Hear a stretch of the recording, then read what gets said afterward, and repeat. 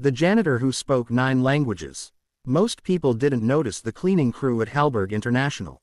They blended into the background like elevator music. That changed one Monday morning in Fort Worth, Texas. Jonathan Kellerman, the CEO, was crossing the lobby when he heard fluent Mandarin. He stopped cold, not because of the language, but because of who was speaking it. A woman in a burgundy janitor's uniform stood near the lobby directory, helping a confused visitor navigate the building in perfect Mandarin. He'd seen her before, always quiet, always polite, never making eye contact unless spoken to. He didn't even know her name. As he watched, she switched effortlessly to Spanish with a delivery man, then to French with a vendor. 3 languages in 3 minutes, all before 9 a.m. "Excuse me," he said, approaching her. She turned, composed. "Yes, sir. You speak Mandarin fluently." "Yes, sir. And Spanish, French, Portuguese, German, Arabic, Italian, Swahili. I also read Latin, but I don't really count that." He blinked. 9 languages. "Yes, sir. No pride, no arrogance. Just truth. What's your name?" "Denise Atwater." "Miss Atwater, are you free for a few minutes? I'd like to talk in my office." In the elevator, she said quietly, "I've worked here for 13 years. Never thought I'd be invited up." In his glass-walled office, Kellerman leaned forward. "How does someone like you end up cleaning floors?" She met his eyes. "You got time for the truth. I wouldn't have asked otherwise. I was born in Toledo. Got a full ride to Kent State, majored in linguistics, was halfway through a master's when my mother got sick. Then my dad passed from a stroke 6 months later. Everything fell apart. I had a baby, no money, no partner who stuck around. So I worked whatever I could find. Eventually got custodial work here. Night hours let me pick up my daughter from school and pay the bills." She paused. "But I didn't stop learning. I borrowed textbooks, listened to recordings, read newspapers in 5 different languages just to stay sharp. It's the only thing I do that makes me feel like I still matter." "Most people never asked," she added. "They saw the uniform and assumed." That word hung in the air. Assumed. Kellerman sat back. "You ever think about doing anything else?" "Sometimes. But it's hard to dream when your rent's due." That afternoon, Kellerman went down to the service level. He found Denise restocking supplies and asked a favor. Their Portuguese translator had cancelled, and executives from Sao Paulo were waiting upstairs. Minutes later, in conference room 4C, Denise spoke smooth, confident Portuguese. The entire room shifted. She wasn't just translating, she was building bridges. When one visitor cracked a joke, she responded with her own, and they all laughed. After the meeting, one exec told Kellerman in English, "She's better than anyone we've worked with this year." "Where do you find her?" Kellerman looked at Denise, who was already stacking empty cups. "Right here." The next morning, Denise was called to Kellerman's office again. "I've been thinking about talent waste," he said. "How many people never get a shot? Not because they're not good, but because nobody looks twice. I want to create a new position, cultural liaison for international affairs. Someone who can speak the languages, handle visitors, vendors, documents, all the global touchpoints we're constantly fumbling." She stared. "This real? As real as it gets. I don't have a college degree. You have something better. Lived experience, commitment, and fluency in 9 languages."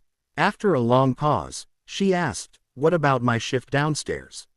He smiled. "We'll find someone, but no one can replace you." She extended her hand. "All right then, let's see what I can do." By Wednesday, news had traveled everywhere. Reactions were mixed. Some smiled and said, "Good for her." Others whispered resentment. "I have a master's degree and I've been waiting 2 years for a promotion." Victor, head of international operations, walked into her new office without shaking her hand. "You have experience in corporate environments." "Only from the outside looking in," she said. He dropped a thick folder on her desk. "Reports from Italy, contracts from Dubai, vendor issues in Sao Paulo. Think you can manage?" She stood. "I'll need a few hours to review, but yes." Within weeks, Denise was proving herself. She navigated conversations with foreign clients better than expensive software. She corrected mistranslations in old contracts that had cost the company money for years. At a meeting with delegates from Morocco, she introduced herself in fluent Moroccan Arabic. The room transformed. Afterward, one partner approached her with his hand on his chest, a traditional sign of gratitude. "No one's ever done that for us. Not in our language." Kellerman quietly renamed the main training room the Atwater Room. But not everyone was pleased. Eleanor Craig, a senior board member, called Denise in for a confrontation. "You have no degree, no corporate training, no certifications. Help me understand how someone with your background handles high-level international affairs." Denise held her gaze. "Because I speak the languages, understand the cultures, and I've already fixed 2 vendor contracts and cleared a 3-month delay in Morocco.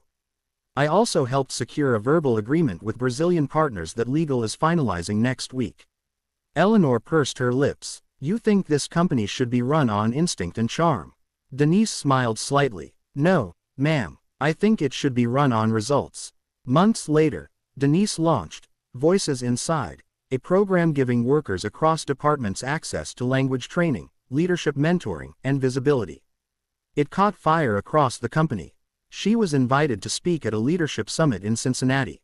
"I was never just a janitor," she told the crowd. "I was fluent, I was capable, I was ready, but nobody ever looked long enough to see it. So the next time you pass someone without a title, ask yourself, what are you really missing?" The room stood in full applause. A young man approached with tears in his eyes. "My mom's a housekeeper and speaks 5 languages. I used to be embarrassed to say that." Denise touched his arm. "Don't ever be ashamed of where you come from. The only thing to be ashamed of is staying blind to brilliance. Never assume you know someone's worth based on what they wear or where they work. Talent has no dress code. Intelligence doesn't need permission. And brilliance can walk past you wearing a name tag, holding a mop. If you've ever been overlooked or underestimated, keep going. The right person will see you. And when they do, don't be afraid to take that seat at the table." Being overlooked can feel like standing in a crowded room where your voice echoes only inside your own chest. You show up, you prepare, you deliver, and still, recognition seems to pass you by. In those moments, doubt creeps in quietly, questioning your worth and tempting you to shrink yourself to fit the silence. But invisibility does not mean insignificance. Often, it simply means you are ahead of the gaze that knows how to recognize you. Growth happens in seasons no one applauds. The long nights refining your skills, the discipline no one tracks, the resilience built through rejection, these are foundations, not failures. While others may measure progress by attention, real strength is forged in persistence. Every time you choose to continue despite being ignored, you are sharpening something far more valuable than approval, credibility rooted in substance. Being underestimated can be a strange gift. It frees you from expectations that limit others. It allows you to experiment, to learn, to evolve without constant scrutiny. While assumptions keep some people boxed in, your journey remains fluid. You gain the advantage of surprise, not to prove others wrong, but to prove yourself capable beyond what was assumed. There will come a moment, often unexpectedly, when someone recognizes the depth behind your consistency.